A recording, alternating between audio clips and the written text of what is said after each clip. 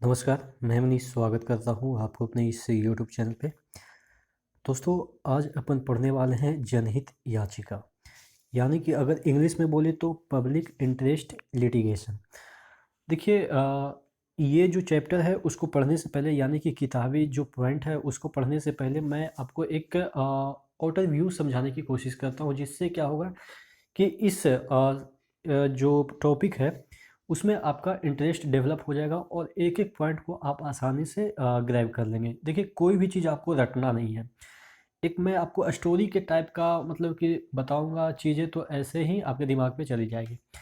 देखिए, बहुत सारे हमारे इंडिया में क्या होता है कि बहुत सारे ऐसे गरीब हैं, गरीब लोगों का समूह है, या बहुत सारे ऐसे सताए गए लोग हैं जो न्यायालय नहीं जा सकते हैं। जैसे अगर कोई झुग्गी झोपड़ी में रहता है, उसको खाने के लिए 10 रुपया दिन का नहीं मिल पाता है, वो अगर उसको किसी ने सताया, ठीक है, या जो वो जहाँ पे काम कर रहा है वहाँ पे कॉन्ट्रैक्टर ने उसके साथ बदतमीजी की या कुछ ऐसा काम किया जिससे कि उसके जो मेंटल है या शारीरिक है उसमें हानि हुई वर्कर का, तो क्या वो हमेशा ऐसा उसके साथ होता रहेगा? वो तो बंदा जिसके साथ हुआ, जो कमज़ोर वर्ग का लोग है, वो कभी न्यायालय नहीं जा सकता, क्योंकि खाने के लिए उसके पास पैसे नहीं है, न्यायालय कैसे जा सकता? और आपको भी पता है कि न्यायालय में जो हमारे वकील महोदय हैं उनकी कितनी मोटी फीस होती है, मतलब कि छोटे-मोटे लोग तो देख के ही डर जाएँगे वकील जैसे कोर्ट को देखते हैं तो। ठीक है? तो अब कुछ हमारे समाज में ऐसे भी लोग हैं जो कि इन मुद्दों को उठाते हैं, ठीक है? यानी कि ये ऐसा चीज़ है जैसे कि सपोज़ आप शिक्षित हैं, ज़िम्मेदार नागरिक हैं देश का, तो आपको लग रहा है कि कहीं गलत हो रहा है किसी के साथ, ठीक है?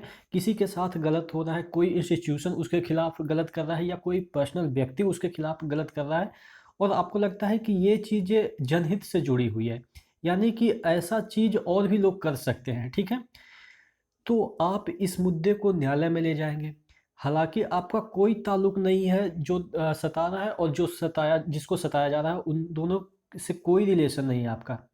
लेकिन अगर आपको लगता है कि ये जो मुद्दा है, ये और भी हो सकता है भविष्य में, जो कॉमन चीज़ें हैं ये सब चीज़ें, यानी कि ये हमारे जो समाज है उसकी मुद्दा बन गई है, ठीक है? तो आप इसको लेके न्यायालय जा सकते हैं, उसी को कहते हैं जनहित याचिका।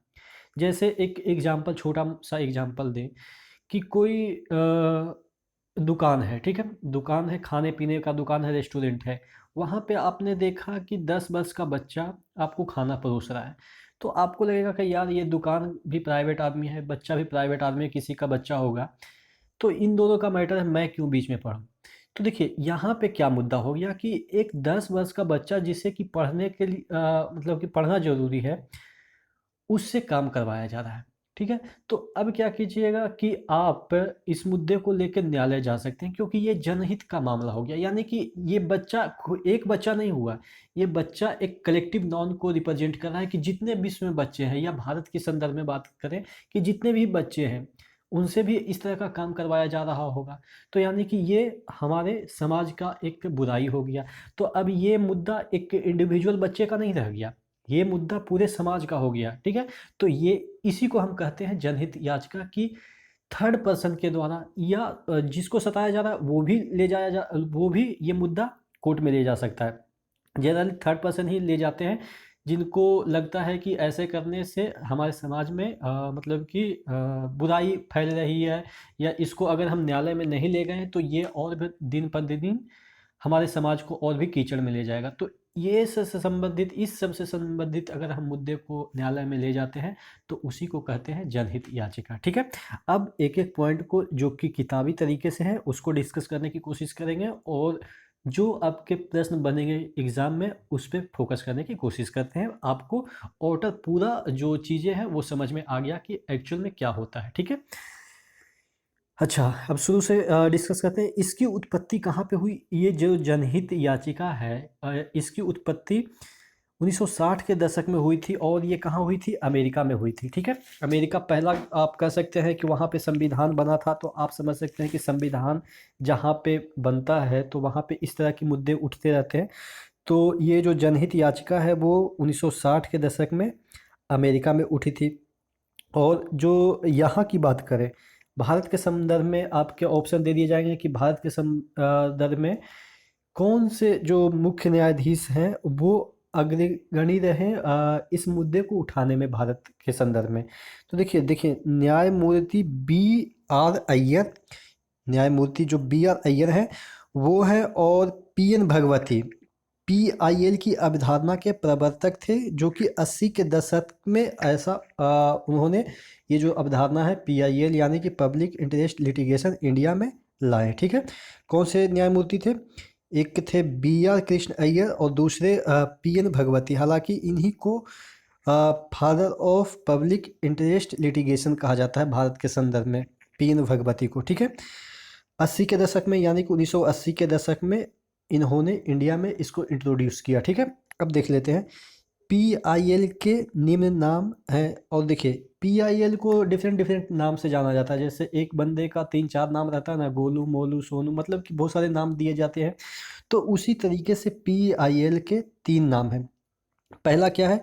सोशल एक्शन लिटिगेशन यानी कि SAL, social interest litigation SIL, और क्लास एक्शन लिटिगेशन CAL। अगर हिंदी की बात करें तो यहाँ पे लिखा है सामाजिक क्रिया याचिका, सामाजिक हित याचिका, वर्गीय क्रिया याचिका। ठीक है, ये सभी इसके साइनोनिम है। आपसे ऑप्शन इस तरह से देके पूछा जा सकता है कि इनमें से किसे PIL कहा जाता है। ठीक है, इनमें से 2, इनमें से तीनों, इस तरह से ऑप्शन आपके मिल जाते हैं। ठीक है, तो ध्यान दीजिएगा कि PIL को यानी कि जनहित याचिका को अन्य 3 नाम से भी जाना जाता है, जो कि आपको मैंने बता दिया। ठीक है, इसमें पॉइंट बनता है PIL के अंतर्गत कोई भी व्यक्ति, जो कि शुरू में मैंने बताया उसी के बारे में लिख रहा है कि PIL होता क्या है एक एक किताबी तरीके से। PIL के अंतर कोई भी व्यक्ति या व्यक्तियों के समूह के अधिकार दिलाने के लिए न्यायालय जा सकता है अगर वे व्यक्ति समूह निर्धनता, अज्ञानता, अपनी सामाजिक आर्थिक रूप से प्रतिकूल दशाओं के कारण न्यायालय उपचार के लिए नहीं जा सकते हैं। मैंने शुरू में ही बताया कि वो असक्षम है, नहीं जा सकते, उनके पास पैसे नहीं है, या उनको पता भी नहीं है कि इस तरह के मुद्दे हम न्यायालय में उठा सकते हैं। तो ऐसे दबे कुचले लोगों के लिए PIL दाखिल किया जाता है थर्ड पर्सन के द्वारा। ठीक है, तो और भी देख लेते हैं PIL का क्या उद्देश्य है। देखिए PIL के 4 ऑप्शन दे दिए जाएंगे कि इनमें से कौन सा PIL के उद्देश्य हैं। आपको ऑप्शन टिक करना है। कानून की शासन की रक्षा। अब देखिए कानून की शासन, वही बच्चे वाला से आप समझ सकते हैं कि वहाँ पे कानून का शासन नहीं हो रहा है क्योंकि बच्चे से काम करवाया जा रहा है, तो वहाँ पे कानून की शासन का रक्षा वाला मैटर आ गया। ठीक है, यानी कि ये वाला उद्देश्य पूर्ति होगा। दूसरा क्या है? सामाजिक आर्थिक रूप से कमजोर वर्गों की न्याय तक प्रभावकारी पहुंच बनाना। ठीक है, ये भी उद्देश्य हो सकता है कि उनको न्याय तक प्रभावी पहुंच बनाना है। तीसरा, अगर हम बात करें कि अगर इसके उद्देश्य की बात करें, तीसरा उद्देश्य मौलिक अधिकारों का सार्थक रूप से प्राप्त करना। अब देखिए वहाँ पे तो जो बच्चे से काम करवाया जा रहा है वहाँ पे भी तो मौलिक अधिकार, जो कि आपको पता है कि 14 वर्ष से नीचे तक के बच्चों को शिक्षा मिलनी चाहिए, ये सब मौलिक अधिकार में आ गए हैं। तो अब वहाँ पे तो मौलिक अधिकार का उल्लंघन हो रहा है, तो ये भी उद्देश्य है कि मौलिक अधिकारों का सार्थक रूप से प्राप्त करना। ठीक है, और भी एक मौलिक अधिकार है आपके कि आपको स्वच्छ कंडीशन मिलना चाहिए, जहाँ पे भी रहते हैं वहाँ पे आपको स्वच्छ कंडीशन मिलना चाहिए। अगर आपके आसपास में कोई पोल्यूटेड एरिया है या पोल्यूटेड जो चीज़ है, फैक्ट्री वगैरह लगा है, तो आप PIL दाखिल कर सकते हैं कि जो हमारा एरिया है रहने वाला, वहाँ पे इस तरह के पोल्यूशन है या रेडिएशन के लिए आप जो टावर वगैरह लगाते हैं, आसपास जो देखते हैं कि घरों के पास टावर लगा रहता है, तो आप PIL इसके संदर्भ में दाखिल कर सकते हैं कि हमारे जो रेसिडेंस है वहाँ पे इसके कारण जो टावर है उसके रेडिएशन के कारण हमारे बच्चों पे बैड इफेक्ट पड़ रहा है। तो ये सब क्या है? ये सब PIL के अंदर आता है, यानी कि इससे हमारे समाज को नुकसान हो रहा है, तो हमें डायरेक्ट हो या ना हो, थर्ड पर्सन को भी होता है तो हम दाखिल कर सकते हैं। अगर सपोज दिल्ली वाले जो बंदे हैं उनको रेडिएशन से इफेक्ट पड़ रही है, तो बिहार वाले बंदे PIL डाल सकते हैं। तो यानी कि कहीं का चीज़ें कहीं से भी PIL दाखिल कर सकते हैं। अगर मद्रास में कुछ चीज़ें गलत हो रही है तो दिल्ली वाले उनके बारे में PIL डाल सकते हैं कि मद्रास में ऐसा ऐसा हो रहा है, ये हमारे समाज के लिए हानिकारक है। तो ये PIL का मतलब होता है। ठीक है ना,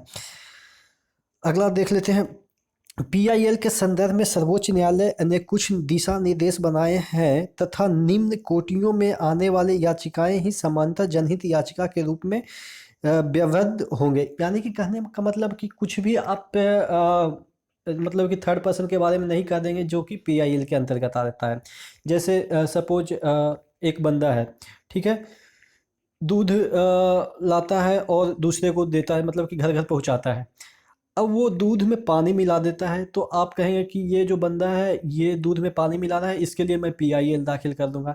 तो ये सब मैटर नहीं आता है। मतलब कि सुप्रीम कोर्ट ये दिशा निर्देश दिया है कि कौन कौन से मैटर पीआईएल के अंदर आते हैं। ऐसा नहीं कि कुछ भी कर दो और उसके एवज में हम मतलब किसी को सताने के लिए, किसी से आपकी दुश्मनी है, सपोज आपके पड़ोसी के साथ दुश्मनी है, वो एक दिन टीवी देख रहा है और आप कह दो कि इसका टीवी देखने से मुझे मतलब कि डिस्टर्बेंस होता है, उसके मतलब कि अगेंस्ट पीआईएल डाल दो। तो ये सब इंडिविजुअल जो है कि किसी से पूर्वाग्रह की भावना से पीआईएल आप दाखिल नहीं कर सकते। किस मैटर में पीआईएल दाखिल किया जा सकता है वो नीचे सुप्रीम कोर्ट ने बता रखा है कि इसके अंतर्गत जो मुद्दे आएंगे वही पीआईएल के अंतर्गत आ सकते हैं, और किस मुद्दे पे आप पीआईएल नहीं दाखिल कर सकते हैं ये भी सुप्रीम कोर्ट ने बताया है। ठीक है, अगर आप गलत तरीके से पीआईएल दाखिल करते हैं, यानी कि किसी को सताने के लिए या पूर्वाग्रह की भावना से, यानी कि होता ना कि पहले से हमको टेंशन है किसी व्यक्ति से, तो उसको सताने के लिए अगर पीआईएल दाखिल कर दिए, तब आपके साथ क्या हो सकता है, यानी कि आप ही पे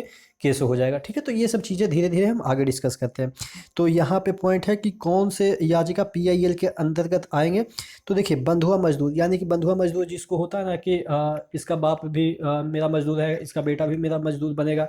तो इस तरह के जो चीज़ें हैं उससे निपटने के लिए आप पीआईएल दाखिल कर सकते हैं। उपेक्षित बच्चे, यानी कि उपेक्षित बच्चे यानी कि जिनको मतलब कि कोई ध्यान नहीं दिया जा रहा है सरकार के द्वारा उनके शिक्षा पे, उनके स्वास्थ्य पे, तो ऐसे जो बच्चे हैं उनके लिए आप पीआईएल दाखिल कर सकते हैं। श्रमिकों की न्यूनतम मजदूरी नहीं मिलना, आकस्मिक श्रमिकों का शोषण करना, या श्रमिक कानून का जो उल्लंघन है वो अगर कोई संस्था करती है या कोई मालिक आपके साथ करती है, तो आप पीआईएल दाखिल कर सकते हो। होता है ना कि श्रमिकों को 8 घंटे का मतलब कि काम करवाना होता है। अगर आप 8 घंटे से ज़्यादा काम करवा रहे हैं तो उसकी मर्जी होनी चाहिए। ठीक है, या कुछ कंडीशन के तहत आप करवा सकते हैं, लेकिन उसके एवज में आपको एक्स्ट्रा मनी देनी पड़ेगी। ठीक है, ऐसा नहीं है कि 8 घंटे से ज़्यादा आप 10 घंटा काम करवा रहे हैं तो आप 8 ही घंटे का पैसा देंगे। अगर आप 10 घंटे काम करवा रहे हैं तो आप 10 घंटे का पैसा देंगे।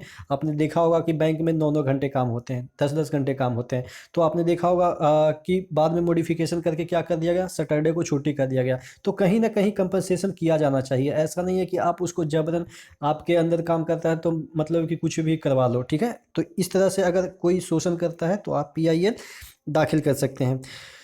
हाँ, अगला पॉइंट है जेलों में दाखिल उत्पीड़न की शिकायत। जेल में अगर कैदी बंद है तो उसके साथ अमानवीय व्यवहार नहीं कर सकते हैं। अगर आप करते हैं, जैसे होता है ना कि एक ही जेल में एक ही जो कंपार्टमेंट है उसी में 10 10 कैदी ठूस दिए, और जो मतलब कि उसमें जो तगड़े लेवल के कैदी होते हैं, यानी कि जिनका धाक चलता है, उनको पूरा एसी वेसी लगा दिए। तो ये सब जो चीज़ें हैं, ये सब डिस्क्रिमिनेशन नहीं होना चाहिए, वहाँ पे उनके साथ मानवीय व्यवहार होना चाहिए। तो इसके अगेंस्ट भी आप पीआईएल दाखिल कर सकते हैं। उसके बाद है पुलिस द्वारा मामला दाखिल नहीं किए जाने के संबंधित याचिका। पुलिस उत्पीड़न तथा पुलिस हिरासत में मृत्यु अगर किन्हीं का हो जाता है तब आप पीआईएल दाखिल कर सकते हैं। महिलाओं पर अत्याचार के खिलाफ याचिका, विशेष वधु उत्पीड़न, दहेज, बाल बालक बाल हत्या, अपहरण इत्यादि से संबंधित आप इस तरह से पीआईएल दाखिल कर सकते हैं, इन सभी चीज़ों से जुड़े मुद्दे के अगेंस्ट में। ठीक है, 7वां पॉइंट है यहाँ पे ग्रामीण के सह ग्रामीणों द्वारा उत्पीड़न, अनुसूचित जाति तथा जनजाति एवं आर्थिक रूप से कमजोर वर्गों के पुलिस द्वारा उत्पीड़न की सहायता संबंधित याचिका, जो कि शुरू में ही बताया कि पुलिस द्वारा अगर आपको उत्पीड़न किया जाता है, होता है ना कि अगर पुलिस बन जाता है तो मार, मतलब कि आप लॉकडाउन में देख ही रहे होंगे कि गर्दा उड़ा कर रखे हैं पुलिस लोग, लेकिन वो भी आप नहीं कर सकते हैं। ठीक है, एक कुछ हद तक आप कर सकते हैं, लेकिन वो भी इसके अगेंस्ट भी आप पीआईएल दाखिल कर सकते हैं अगर पुलिस कोई उत्पीड़न करती है आपके साथ तो। ठीक है, और भी पॉइंट देखने की कोशिश करते हैं और क्या क्या लिखा हुआ है। देखिए, इसमें 10 पॉइंट सुप्रीम कोर्ट ने दर्शाए हैं कि इसके तहत आप पीआईएल दाखिल कर सकते हैं। 8वां पॉइंट की बात करें तो पर्यावरणीय प्रदूषण संबंधित याचिकाएं, परिस्थिति संतुलन में बाधा, औषधि, खाद्य पदार्थ में मिलावट, विरासत एवं संस्कृति, प्राचीन कलाकृति, वन एवं वन्य जीवों के संरक्षण तथा सार्वजनिक महत्व के अन्य मामलों से संबंधित याचिकाएं आप दाखिल कर सकते हैं। एक बार क्या हुआ था कि इसी से संदर्भ में हम बात करें इस पॉइंट के संदर्भ में कि यमुना नदी के किनारे किसी फैक्ट्री ने इतना मतलब कि प्रदूषण फैलाया कि उसके फैक्ट्री से निकलने वाले जो कचरे थे वो बिना डिस्पोज किए हुए यमुना नदी में बहा दिया गया। तो PIL उनके अगेंस्ट दाखिल किया गया नेशनल ग्रीन ट्रिब्यूनल में, जो कि आपके हरित प्राधिकरण है। तो वहाँ पे PIL दाखिल की सुनवाई हुई और उन पे जुर्माना भी लगाया गया। तो यानी कि PIL का ऐसा मतलब नहीं है कि सिर्फ दाखिल होता है, उस पर कार्रवाई भी की जाती है। दंगा पीड़ित की याचिकाएं आप लगा सकते हैं। पारिवारिक पेंशन आप लगा सकते हैं, यानी कि इस पेंशन से संबंधित जितने भी याचिकाएं हैं वो PIL के अंतर्गत आ सकते हैं। ठीक है, अब देखिए निम्न मामले में PIL के रूप में व्यवहित नहीं होगा, यानी कि जो ये सब जो 5 पॉइंट सुप्रीम कोर्ट ने दर्शाए हैं जिसके तहत आप PIL दाखिल नहीं कर सकते। कौन सा 5 पॉइंट है? मकान मालिक किराएदार के मामले, यानी कि देखिए अगर मकान मालिक आपसे किराया वसूल रहा है 10,000 और एकाएक बढ़ा दिया 12,000, तो आप इसके अगेंस्ट PIL दाखिल नहीं कर सकते। यानी कि मकान मालिक और ये सब अपना पर्सनल मैटर है। वो सेवा संबंधित तथा वे मामले जो पेंशन और ग्रेट्युटी से संबंधित है। तीसरा पॉइंट है केंद्र राज्य सरकार के विभागों तथा स्थानीय निकायों के खिलाफ शिकायतें जो बिंदु 1 से 10 तक संबंधित है उन्हें छोड़कर। जो 1 से 10 तक यहाँ मैंने समझाया, यहाँ से 10 तक जो है ये 8, 9, 10 और इससे पीछे मैंने समझाया, उन सभी को छोड़ के केंद्र और सरकार के विभागों तथा स्थानीय निकायों के खिलाफ शिकायतें, यानी कि केंद्र सरकार और स्थानीय जो निकाय होते हैं आपके पंचायती राज या आपके म्यूनिसिपल कॉरपोरेशन, उसके खिलाफ आप नहीं डाल सकते हैं PIL। ये अगर 10 पॉइंट उसके अंतर्गत नहीं आते हैं तो ठीक है, ये 10 पॉइंट के अंतर्गत आप डाल सकते हैं। लेकिन अगर ये 10 पॉइंट में नहीं आते हैं तो आप केंद्र सरकार या राज्य सरकार या जो आपके म्यूनिसिपल कॉरपोरेशन होते हैं, जो आपके पंचायती राज व्यवस्था होते हैं, उनके खिलाफ आप याचिका दायर नहीं कर सकते हैं अगर ये 10 पॉइंट के अंतर्गत वो आपके साथ कुछ जाति नहीं करते हैं तो।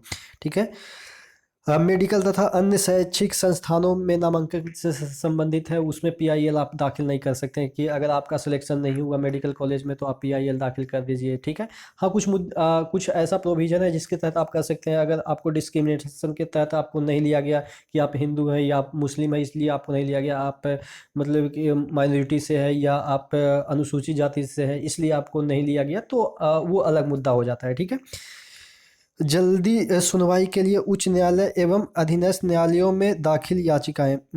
जल्दी सुनवाई के लिए उच्च न्यायालय एवं अधीनस्थ न्यायालयों में दाखिल याचिकाएं।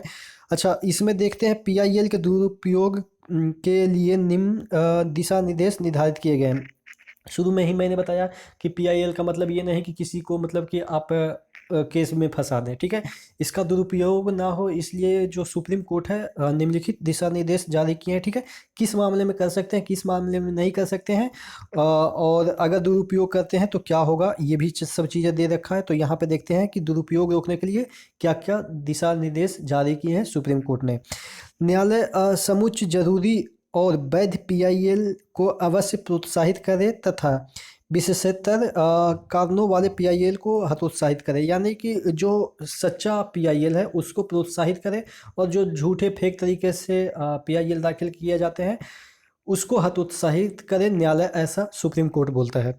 प्रत्येक हाई कोर्ट वास्तविक एवं सदासही PIL को प्रोत्साहित करने तथा गलत नियत के दायरे से PIL को हतोत्साहित करने के लिए नियमों का उपयुक्त ढंग से सूत्रण करे, नियम बनाए। सुप्रीम कोर्ट कहता है कि हाई कोर्ट को ऐसा नियम बनाना चाहिए कि जो गलत तरीके से कोई PIL दाखिल करते हैं उनको हतोत्साहित करें, और जो अच्छे तरीके से यानी कि समाज के वेलफेयर के लिए जो PIL दाखिल करते हैं उनको प्रोत्साहित करना चाहिए, ऐसा सुप्रीम कोर्ट बोल रहा है हाई कोर्ट के संदर्भ में। ठीक है, न्यायालय को किसी PIL को स्वीकार करने से पहले याचिकाकर्ता की विश्वसनीयता को प्रथम दृष्टया सत्यापन कर लेनी चाहिए।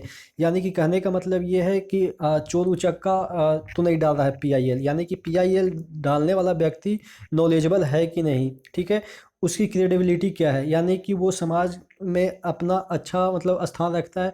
जैसे अगर माल्या PIL दाखिल करता है तो ऑब्वियस है माल्या का जो रिकॉर्ड है वो ऑलरेडी ख़राब है, तो ऐसे लोगों की सत्यापन करनी चाहिए कि कौन दाखिल कर रहा है। ठीक है, न्यायालय PIL की सुनवाई के पहले याचिकाकर्ता के अंतर वस्तु की परिशुद्धता के बारे में प्रथम दृष्टया आश्वस्त करे। यानी कि न्यायालय जो पीआईएल की सुनवाई कर रहा है उससे पहले उसके जो कंटेंट है उसको जांच कर ले कि ये कंटेंट है वो मतलब कि सार्थक है कि नहीं, पीआईएल के अंतर्गत आता है नहीं। यानी कि सुनवाई से पहले ये सब चीज़ें करनी चाहिए। न्यायालय यहाँ पे है पांचवा पॉइंट में, न्यायालय याचिका की सुनवाई से पहले पूरी तरह आश्वस्त होगा कि इस याचिका से जनहित यथेष्ट रूप से जुड़ा है। यानी कि वही थोड़ा सा मॉडिफाइड फॉर्म में बोला है कि ये देख लेना चाहिए कि जो कंटेंट है वो जनहित से जुड़ा है कि नहीं है। छठा पॉइंट कह रहा है कि न्यायालय को यह सुनिश्चित होना चाहिए कि जो याचिका बृहत रूप से जनहित और गंभीरता तथा अत्यावश्यक से जुड़ी है उसे अन्य याचिकाओं के ऊपर प्राथमिकता मिलनी चाहिए। यानी कि अब देखिए पीआईएल भी बहुत सारे आ गए हैं, तो अब किसको फर्स्ट प्रायोरिटी देनी चाहिए, किसको लास्ट प्रायोरिटी देनी चाहिए, ये सभी चीज़ें न्यायालय को करनी चाहिए। ठीक है, अगर कुछ ऐसे पीआईएल हैं कि जो कि अवश्य मतलब कि जल्दी सुनवाई उन पे नहीं होगा तो थोड़ा सा समाज में गलत चीज़ें फैल जाएगी। तो इस तरह से न्यायालय डिसाइड करेगा कि कौन सा पीआईएल पे सुनवाई पहले होनी चाहिए। ठीक है, और भी एक पॉइंट है जो कि देख लेते हैं। एक मिनट, इसको थोड़ा सा सीधा कर लूँ। न्यायालय को यह सुनिश्चित करना चाहिए कि पीआईएल दायर करने के पीछे कोई निजी लाभ, व्यक्तिगत प्रेरणा या गलत इरादा तो नहीं है। शुरू में मैंने बताया कि निजी लाभ या किसी से टेंशन हो गया तो उसके अगेंस्ट पीआईएल डाल दिए। ठीक है, तो ये सब सुनिश्चित कर ले न्यायालय कि इस तरह से पीआईएल दाखिल नहीं किया गया है। न्यायालय को यह भी सुनिश्चित करना चाहिए कि व्यवसाय निकायों द्वारा गलत इरादे से दायर की गई याचिकाओं पे भारी जुर्माना लगाकर हतोत्साहित करना चाहिए। शुरू में ही मैंने बताया कि अगर गलत तरीके से आप पीआईएल दाखिल करते हैं, किसी को परेशान करने के लिए पीआईएल दाखिल करते हैं तो आप पे जुर्माना लगाया जा सकता है, आपको सज़ा भी दी जा सकती है। तो आशा करते हैं जो आज मैंने आपको पीआईएल संबंधित कुछ फैक्ट बताएं एकदम से इजी है। मैंने इस तरह से आपको समझाया कि आसान से आपके मतलब कि जो माइंड है ना उसमें छप जाए। ठीक है, तो आशा करते हैं चीज़ें समझ में आई होगी। इसी तरह से बने रहिए, और भी जो भी टॉपिक आपको पढ़ना है नीचे कमेंट बॉक्स में कमेंट कर देंगे। अगर वीडियो को लाइक नहीं किया तो वीडियो को लाइक कर देंगे, और सब्सक्राइब करना है तो कर दीजिएगा, नहीं तो कोई बात नहीं है। जिंदाबाद है। चलो ठीक है, तो नेक्स्ट वीडियो मिलते हैं, तो तब तक के लिए धन्यवाद।